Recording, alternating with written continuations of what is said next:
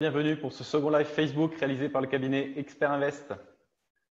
Pour rappel, nous avons fait un premier live Facebook il y a un mois, live qui était sur le thème du monument historique et du déficit foncier et des effets de l'année blanche.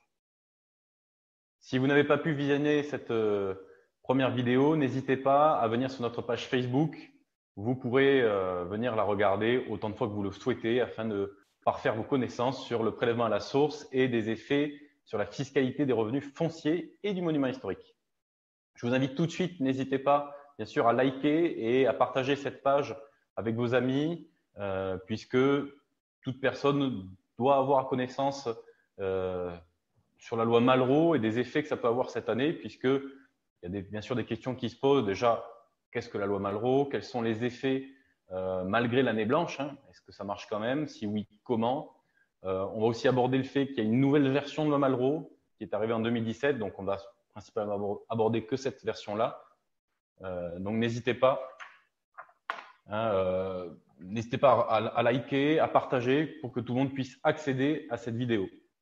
Je vous rappelle que ce live est réalisé par des professionnels en gestion de patrimoine, professionnels membres du cabinet Expert Invest. On est professionnels qui sont membres de la NACOFI et donc qui ont les diplômes nécessaires pour réaliser de telles explications et de tels montages juridiques.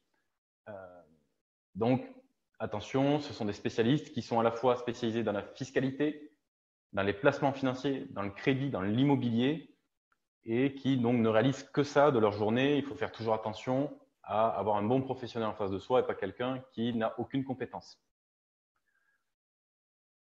Alors, aujourd'hui, petit déroulé rapide, hein, je vous explique ce qui va se passer. Donc, pour ceux qui n'ont pas bien sûr suivi le premier live le mois dernier, nous allons aborder une loi fiscale immobilière qui peut vous permettre de défiscaliser plus ou moins fortement votre imposition en fonction du montage réalisé.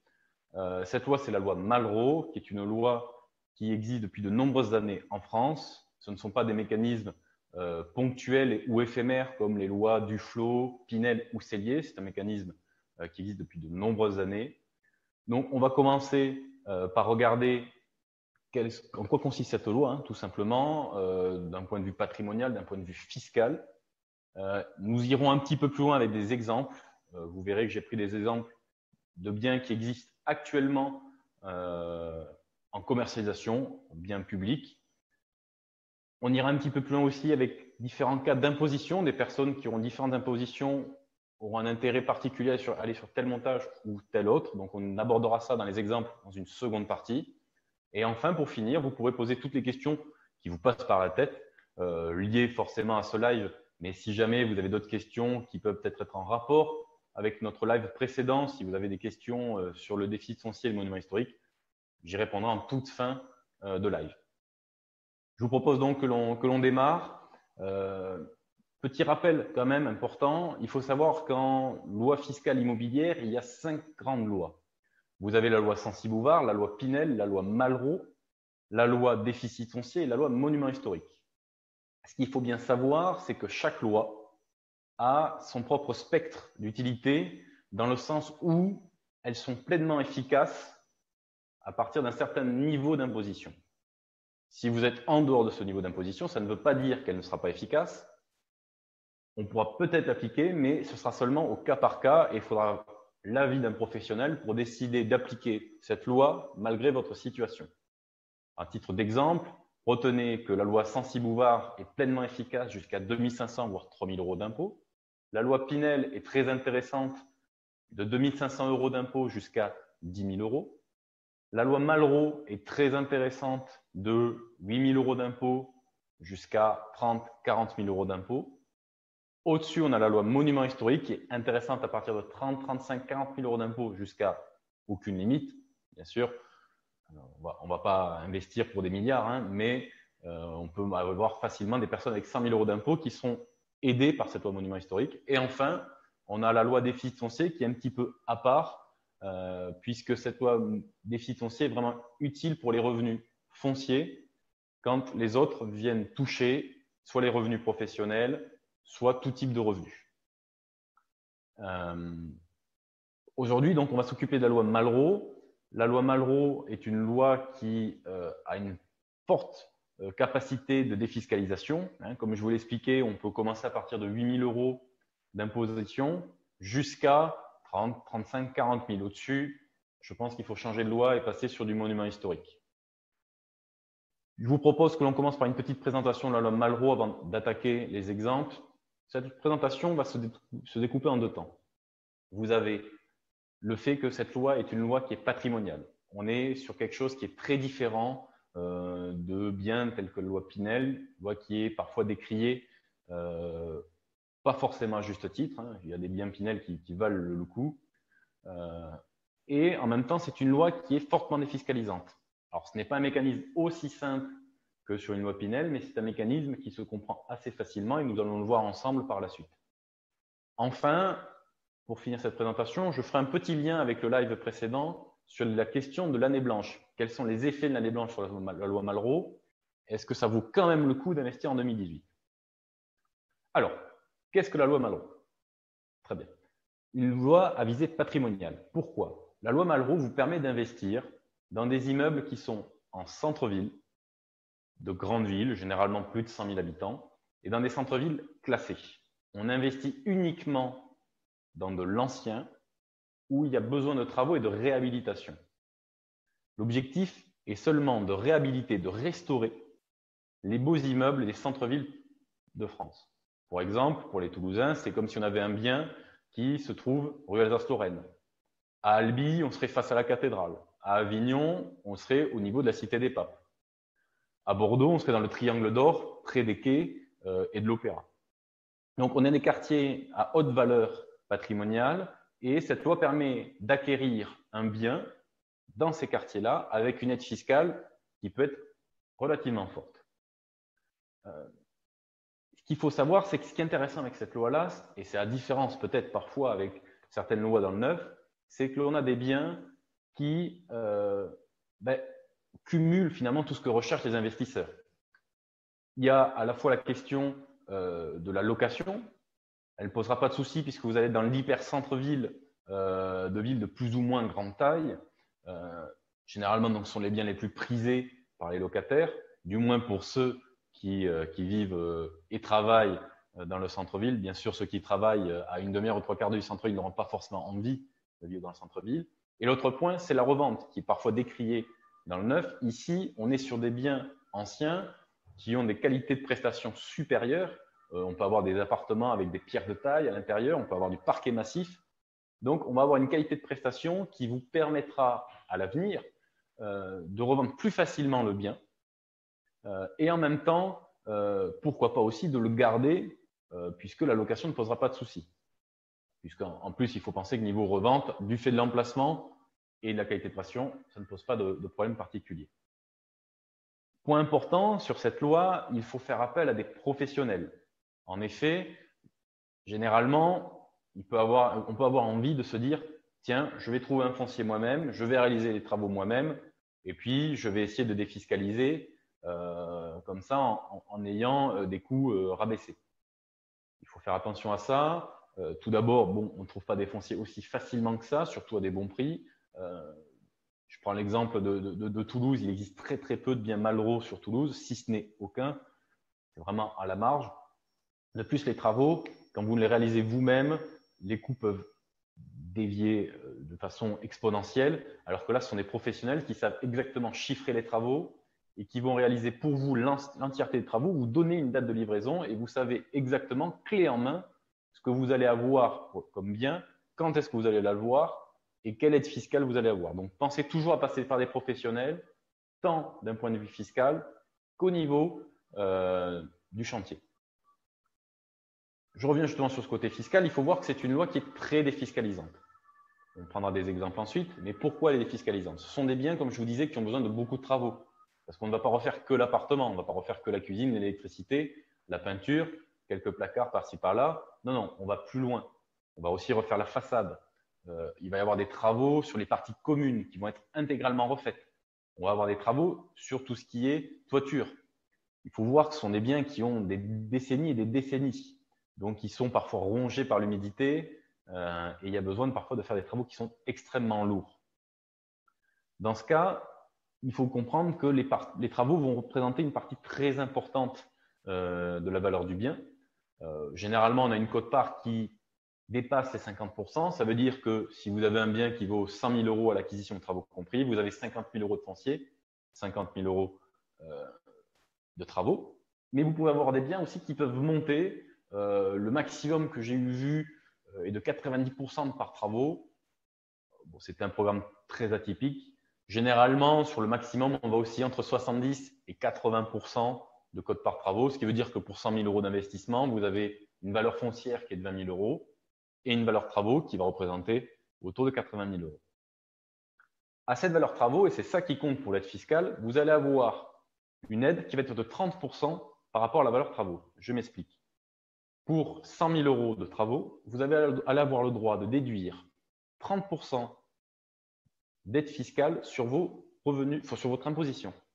Donc, pour 100 000 euros de travaux, 30% d'aide fiscale, ça veut dire 30 000 euros d'économie d'impôt. Comment faire? Soit vous l'étalez sur 4 années, puisque vous pouvez étaler les appels de fonds sur 4 années, soit vous pouvez tout d'un coup éponger sur une seule année. Je prends 2 exemples. Vous avez 30 000 euros d'aide fiscale, votre imposition est de 30 000 euros. Vous pouvez décider soit de tout éponger sur une seule année, soit d'étaler un petit peu 10 000 euros sur 3 ans par exemple.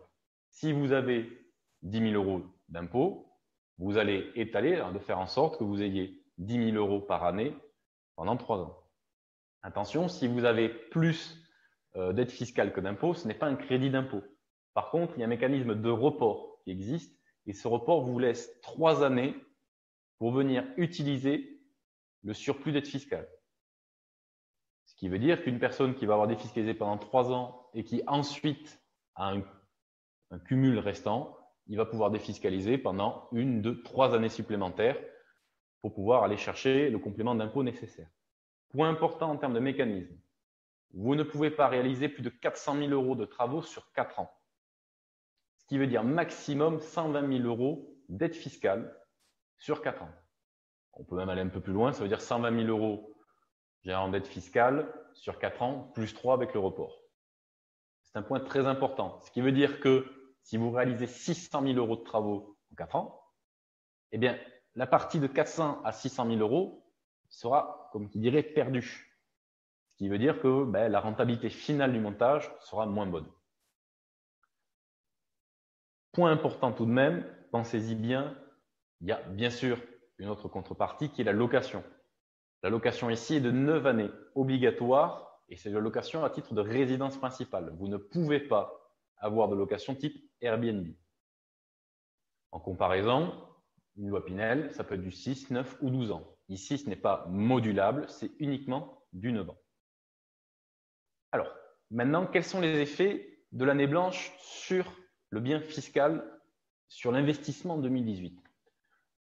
Vous savez, depuis la loi de finances du 29 décembre 2017, au 1er janvier 2019, le prélèvement à la source va arriver. Donc, nos impôts vont être directement prélevés sur nos revenus, une opération qui sera réalisée par nos employeurs, ce qui veut dire qu'on n'aura plus un mécanisme de prélèvement en N-1, mais un mécanisme en N. Je ne rentre pas dans le détail. Je vous conseille de revenir voir pour ceux qui l'ont déjà vu ou de découvrir pour les autres la vidéo qui a été faite le mois dernier lors du live de début mars 2018. L'intérêt, il est où? C'est que là, on est sur une année 2018 qui est une année blanche. Donc, vous allez, à juste titre, vous dire, il n'y a pas d'impôt cette année, du moins pour les revenus fonciers et les revenus professionnels. Donc, il ne va pas y avoir d'aide fiscale. C'est faux. En effet, l'administration a validé le fait que les aides fiscales 2018 seront versées aux contribuables. Celles-ci ne seront pas versées en 2018, elles seront versées en septembre 2019, mais elles seront tout de même versées. Ce qui veut dire que la loi Malraux marche cette année aussi. Ce qui veut dire aussi qu'en septembre 2019, vous toucherez et l'aide fiscale 2018 et l'aide fiscale 2019. Ce qui veut dire un gros pactole d'un coup. Et en contrepartie, 2018 va être une année d'avancement de trésorerie pour l'État. L'État s'en tire toujours bien, il faut le savoir. Autre question que vous pouvez aussi vous poser, pour ceux qui ont suivi en tout cas le live, il est question ici de travaux.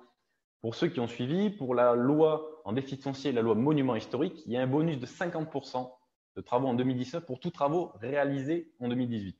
Donc on pourrait se dire par analogie, ben, la loi Malraux, c'est pareil, on va avoir des travaux, donc il y aura un bonus de 50% en 2019. Malheureusement, ce n'est pas le cas.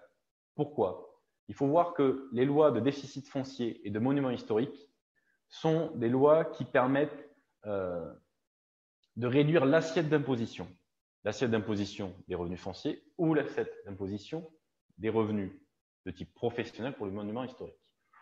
Dans le cas de la loi Malraux, c'est une réduction d'impôt directe. Donc, on est sur un mécanisme différent, donc l'effet 150% ne s'applique pas. Moralité, en 2018, tout va se passer comme si rien ne s'était passé finalement. On va avoir une aide d'impôt, certes qui sera versée avec un petit décalage de 12 mois, mais l'aide d'impôt sera exactement la même. Donc, ne vous posez pas de questions, vous pouvez tout de même réaliser des investissements cette année, pas de problème. Je vous propose qu'on prenne des exemples, puisque bien sûr, dès que l'on parle de fiscalité, c'est toujours un petit peu sombre, hein, si je puis dire. Donc, pour que vous puissiez bien comprendre ce qui se passe, on va prendre deux exemples. Il faut voir que dans la loi Malraux, il y a généralement deux types de montages qui se font. Vous avez un montage qui va chercher de la rentabilité. Il y a un autre montage qui va chercher quelque chose plutôt patrimonial. On ne va pas forcément chercher une rentabilité très forte. Par contre, on va chercher à développer le patrimoine pour des biens de garde sur du long terme parce que ce sont des biens à très très forte valeur. Donc, dans ce cas-là, on va prendre un bien de chaque pour analyser ce qui se passe. Sur les biens de garde, on va généralement être sur des très grandes villes. On va avoir des villes comme Toulouse, Bordeaux, Lyon, voire Paris, bien sûr avec des prix qui sont différents. Alors que sur des biens de rentabilité, on va être sur des biens qui sont plutôt sur des villes d'à peu près 100 000 habitants. Donc, on peut avoir Nîmes, Avignon, Dijon, par exemple. Voilà des exemples de villes qui permettent de réaliser le Malraux tout en allant chercher un surplus d'aide fiscale. Pour les exemples qui vont être pris par la suite, donc j'ai pris tout ce qui est officiel. Hein. Je n'ai pas inventé. Ce sont des biens qui sont actuellement en commercialisation auprès du groupe CIR, la compagnie immobilière de restauration, qui est un opérateur nationalement réputé, tant par la qualité de ses fonciers à la qualité de ses travaux. Je vous engage à aller regarder par exemple ce qui peut se trouver sur leur site internet. Vous verrez que ce sont des qualités de finition qui sont hors du commun et qui permettent finalement de comprendre parfois le coût de telles opérations tellement la qualité de travail et la qualité des matériaux est présente au final. Je vous propose que l'on commence par le bien à caractère patrimonial. Donc ici, on va avoir une cote par travaux qui va être inférieure à 60%.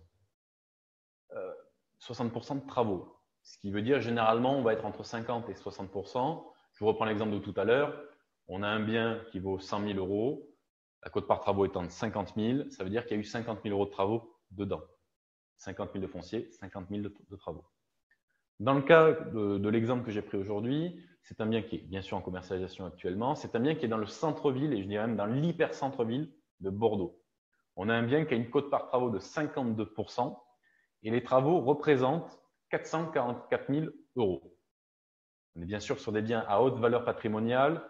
Si je prends l'exemple de ce bien-là, c'est un T4 de 90 mètres carrés qui justifie en partie le prix, tant dans la qualité de finition et sur la qualité de l'appartement en lui-même.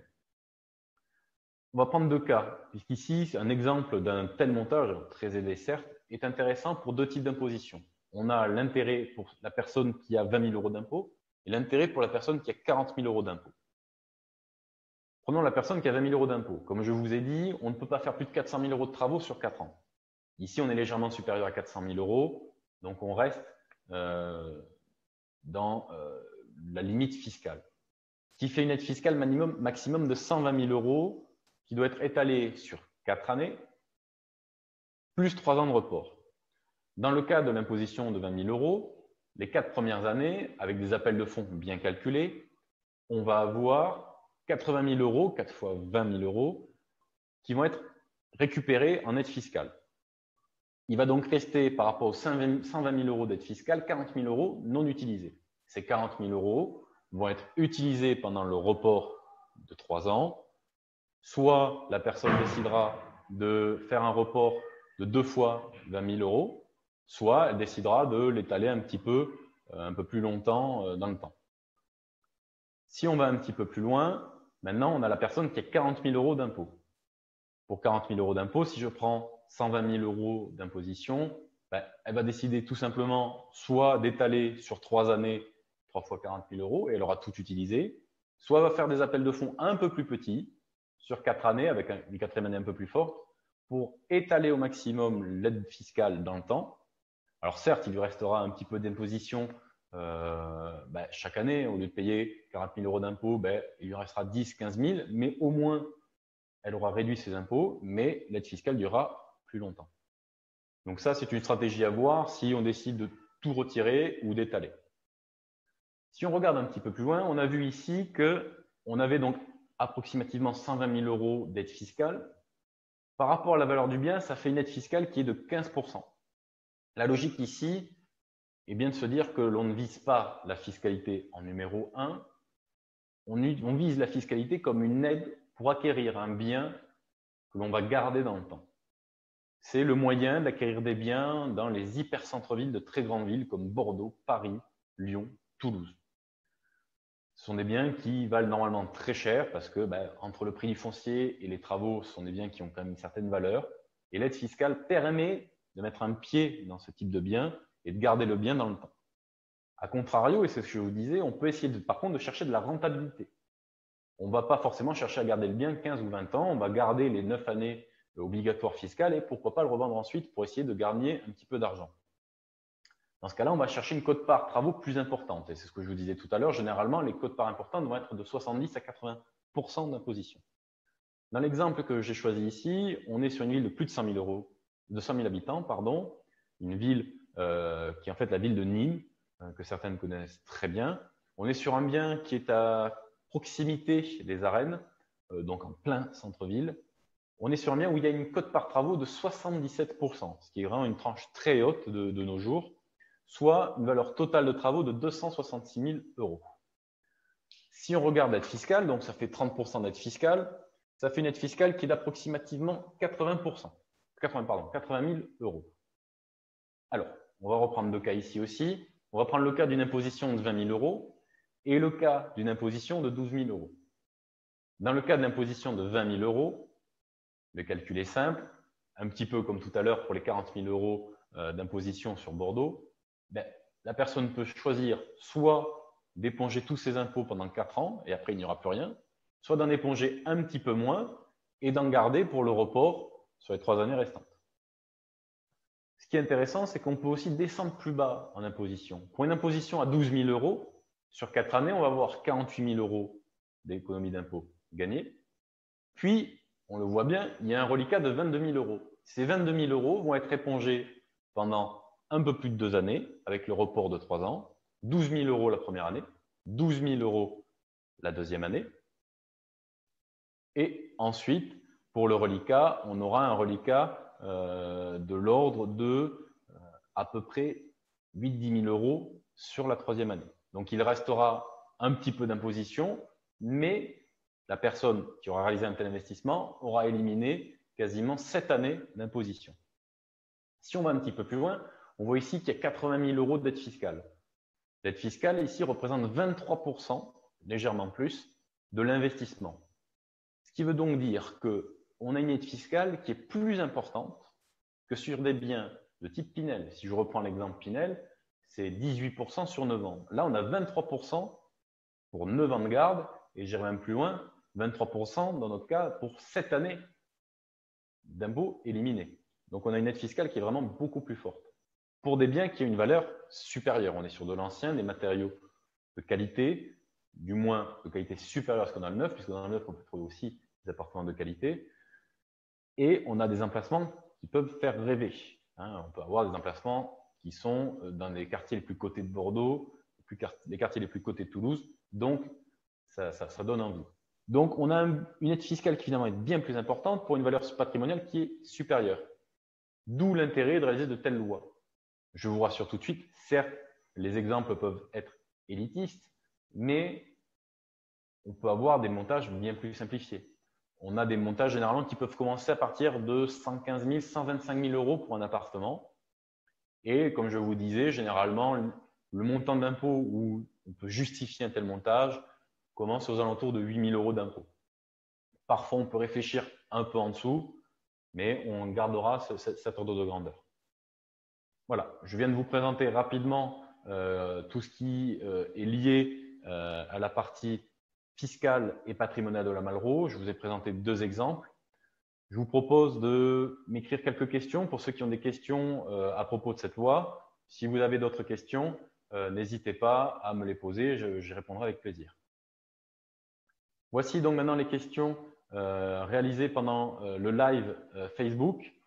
Donc, je vais me connecter tout de suite pour voir ce que vous avez pu écrire.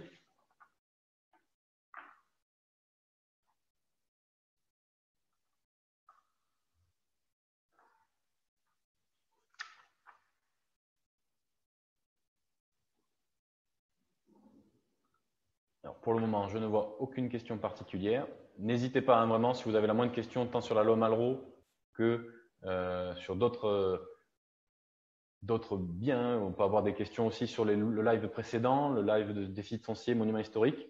N'hésitez vraiment pas à poser la moindre question. Je suis là pour y répondre. Pensez effectivement aussi, si vous avez des questions plus particulières, peut-être à nous appeler, prendre des rendez-vous pour qu'on puisse vous aider dans vos projets. Hein, n'hésitez vraiment pas. Nous sommes là pour ça. C'est aussi l'objectif de tel bien.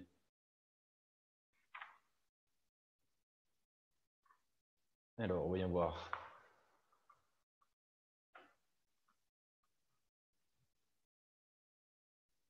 Alors, première question, elle nous vient de Jérémy. Vaut-il mieux faire un achat en loi Malraux ou un achat en déficit foncier pour cette année? Très bonne question. Il faut comprendre que l'on a 2 spectres d'imposition qui sont complètement différents.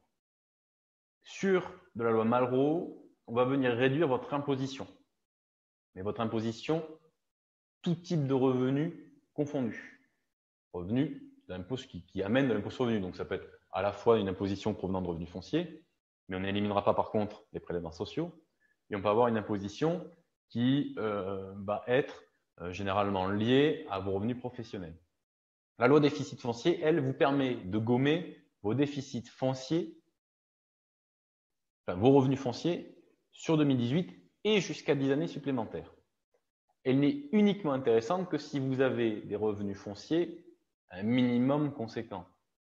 Alors, quand je dis conséquent, ça veut dire au moins 5 000 euros de bénéfices fonciers par an. Si vous avez 500 euros de bénéfices fonciers, bien sûr, ça ne vaut pas le coup. Vous pensez bien quand même que cette année, il y a un bonus de 50% si vous investissez vos travaux en 2018.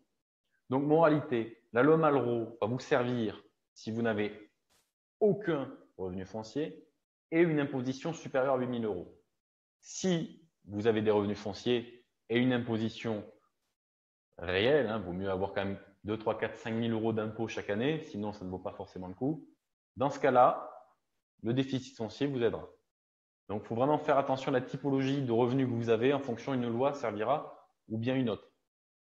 C'est pour ça aussi que je vous propose à chaque fois de vous rapprocher de professionnels comme nous pour pouvoir bien affiner le montage et bien voir si telle loi est intéressante ou telle autre, ou parfois aussi peut-être cumuler 2 lois parce qu'il y a un réel intérêt à cumuler les 2 lois à travers un mécanisme. Alors, voyons voir si nous avons d'autres questions.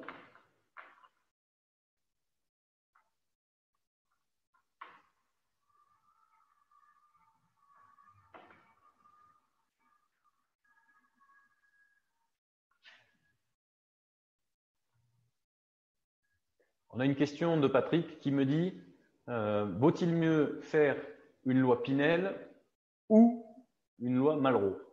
C'est un petit peu ce que j'expliquais tout à l'heure. On est un peu sur le même type de question que précédemment. Chaque loi a son propre spectre. La loi Pinel est intéressante si vous avez moins de 10 000 euros d'impôts et généralement, je dirais même que du fait de l'intérêt particulier de la loi Malraux, à partir de 8 000 euros d'impôts, on pourrait même dire que jusqu'à 6 000 euros d'impôts, il vaut le coup d'aller sur du Pinel. Ensuite, moins. Le seul intérêt de Pinel sur des impositions de 6 à 8 000 euros d'impôts, voire 10 000, c'est que Pinel va vous permettre d'approcher des centres-villes, de grandes villes type Toulouse ou Bordeaux, alors que Malraux, en efficacité fiscale, ce ne sera pas le cas. Vous serez plus sur des villes type Nîmes, Avignon, Albi. Donc, je vous conseille plutôt de passer sur la loi Pinel, sur des biens qui vont être en centre-ville ou proximité de centre-ville de très grandes villes si vous avez 6, 8, 10 000 euros d'impôt. Sinon, si vous n'avez pas forcément une volonté patrimoniale avec un bien de garde, mais seulement une volonté de rentabilité, dans ce cas-là, une loi Malraux sur des villes comme Avignon avec 6, 8, 10 000 euros d'impôt sera bien plus efficace, bien plus patrimoniale qu'une loi Pinel. Une question de Sébastien qui nous dit « Cette loi est très intéressante, mais est-ce que ça vaut le coup si on a 3 000 euros d'impôt ?» Si on cherche une rentabilité financière et économique, il n'y a aucun intérêt à faire une loi Malraux si on a 3 000 euros d'impôt. En effet, l'aide fiscale, dans votre cas, si je prends 3 000 euros d'impôt, sur 7 ans, ça fait 21 000 euros d'aide fiscale gagnée. Donc, ça fait, si je prends un bien à 120 000 euros, ça fait une quote-part d'imposition qui est seulement d'un cinquième, un sixième. On est sur du 18-20%. Or, vous allez être sur des biens qui vont être sur des villes extérieures et le montage financier ne sera pas forcément très intéressant pour vous. Dans le sens où on va être sur des tout petits biens dans des toutes petites villes et la valeur locative ne sera pas aussi grande que si on part sur un bien dans des villes comme Toulouse où pour 3 000 euros d'impôt, on va avoir un bien d'une valeur d'environ 150 000 euros et donc on aura un petit T2 en extérieur de Toulouse. Alors que là, pour 120, 130 000 euros, on va avoir un petit T1 dans des villes type Albi ou Avignon. Alors, si vous cherchez uniquement un bien de haute valeur patrimoniale, pourquoi pas, mais encore une fois, sur une valeur économique et rentabilité, ça ne vaut pas le coup de faire une loi Malraux pour 3 000 euros d'impôt. Je vous conseille plus de vous tourner vers la loi Pinel. Encore une fois, bien sûr, chaque cas est différent et je vous conseille de vous rapprocher de professionnels pour pouvoir bien cibler si telle loi, du moins par rapport à vos objectifs, si telle loi est meilleure ou non.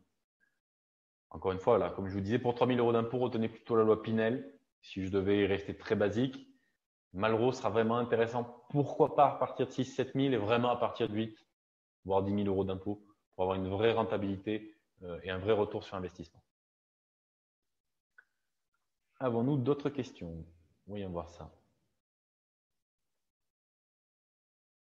J'ai une question de Chantal qui me dit à quel moment faut-il faire la distinction entre monument historique et la loi Malraux? Alors, c'est vrai que les deux lois sont très défiscalisantes et parfois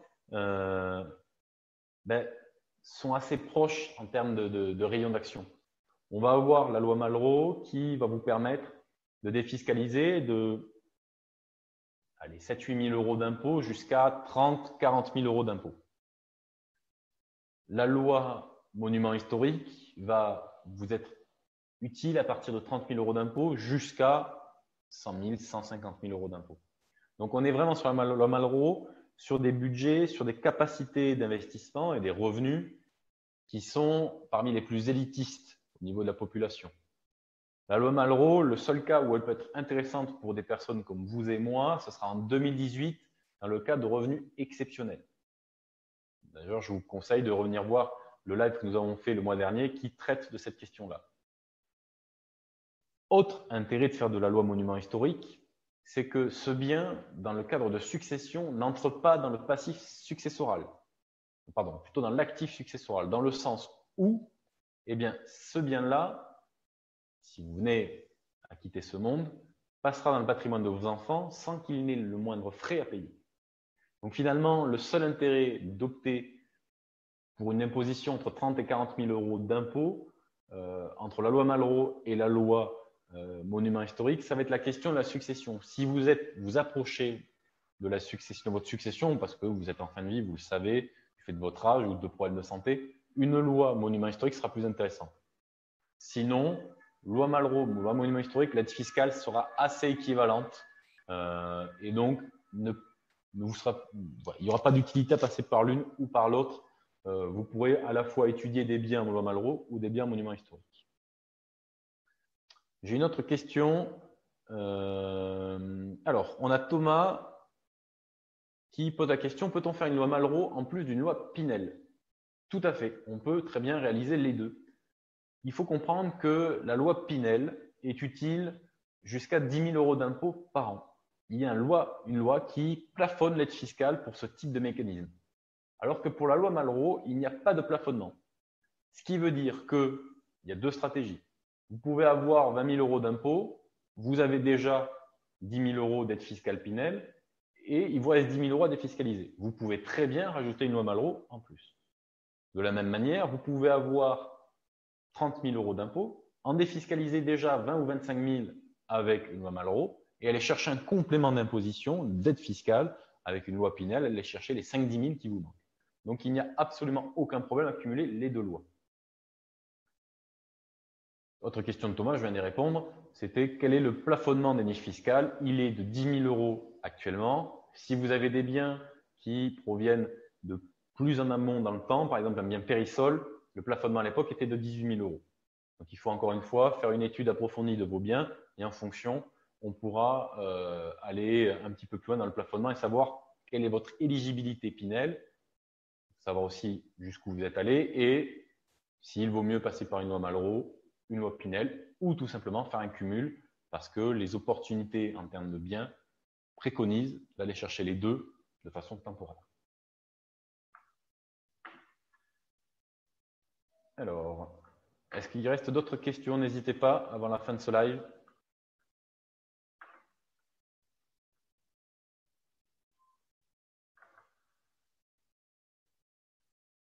Écoutez, je ne vois pas d'autres questions. Merci de m'avoir suivi. Pensez que c'est un rendez-vous régulier que nous essayons de mettre en place ici. Rendez-vous régulier qui aura normalement lieu généralement le premier ou le deuxième lundi de chaque mois en fonction des jours fériés.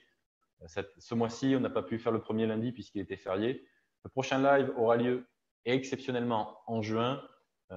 C'est l'exception qui confirme la règle. Pas de live en mai. Pourquoi? Parce que vous le savez peut-être, il y a beaucoup de ponts pendant la première quinzaine. Du coup, pour faciliter la visibilité pour vous, je vous conseille d'attendre tout simplement juin ou de revisionner les dernières vidéos que nous avons postées. Je vois tout de suite quand même une dernière petite question de François. Je me permets de vous répondre. Est-ce que les appartements en loi Malraux sont plus chers que les appartements dans le neuf? Alors, en loi Malraux, ils seront toujours un petit peu plus chers pour deux bonnes raisons. Tout d'abord, vous allez être bien mieux placé dans la ville. Vous allez être dans des quartiers prisés. Et bien sûr, dans les quartiers prisés, le prix du mètre carré est plus élevé que sur des couronnes extérieures, par exemple, de ville. De plus, les matériaux utilisés sont bien plus qualitatifs dans tout ce qui est loi Malraux. Comme je vous disais, on peut avoir du parquet massif, on peut avoir des pierres de taille à reprendre. On a généralement des qualités de WC qui sont supérieures parce qu'on a des architectes de bâtiments de France qui demandent une qualité de matériaux et de finition supérieure. Les moulures sont à reprendre, donc les moulures vont être reprises. Les volets, pareil, vont avoir des moulures bois. Donc, bien sûr, le prix sera plus élevé. Maintenant, du fait de la valeur bien plus forte que des biens Pinel, c'est largement justifié. Je vous invite, entre autres, on pourra très bien vous présenter des biens qui sont en cours de finition sur des villes comme Toulouse hein, pour nous, mais notre cabinet Clermontois pourra aussi vous en présenter d'autres. En visitant les biens, vous comprenez la qualité de finition des travaux, la qualité des matériaux et dans ce cas-là, je vous invite vivement à aller comprendre pourquoi le prix est certes élevé, mais en rapport à ce que vous pourriez faire vous-même entre l'acquisition d'un foncier et la réalisation des travaux. Je pense qu'il n'y a pas d'autres questions puisque je n'en ai pas vu. Encore une fois, je vous remercie de m'avoir suivi ce soir. N'hésitez pas à liker cette vidéo pour que d'autres personnes puissent en prendre connaissance. N'hésitez pas aussi à revenir voir cette vidéo ou la précédente. Et notre cabinet vous dit rendez-vous début juin pour une prochaine vidéo à caractère patrimonial et fiscal. peut-être même en placement financier, pour que vous puissiez continuer de développer votre patrimoine en toute confiance à nos côtés. Je vous remercie. Au revoir.